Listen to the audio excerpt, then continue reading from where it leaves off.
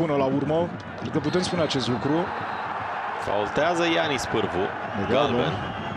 Cum spuneam, e frenetic, E încărcat. E încărcat, da, cu multă adrenalină Ianis Pârvu. S-a văzut și la șutul de mai devreme. Nu era aia ce faul de galben, da. Ce urâtă. Și ce bine vede Horațiu Feșnic. Da, bine, nu avea cum să nu vadă. Plasat perfect. Da.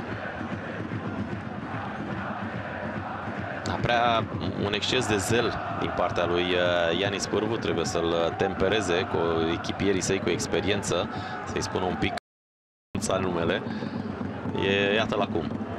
În zona lui, mijlocul terenului. Da, nu a produs nimic. Nu l-am văzut în nicio acțiune. Grameni.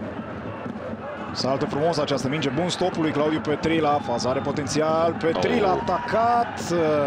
Și intervenția lui Tudose foarte riscantă în careu. Era aproape de fază Horațiu Feșnic. Foarte aproape de fază.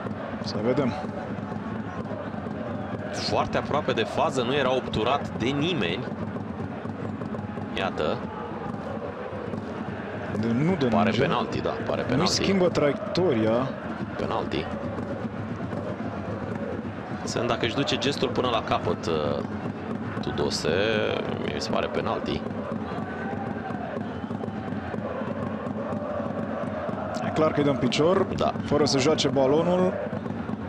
Normal va merge la marginea terenului. Cred că prima sau a doua reluare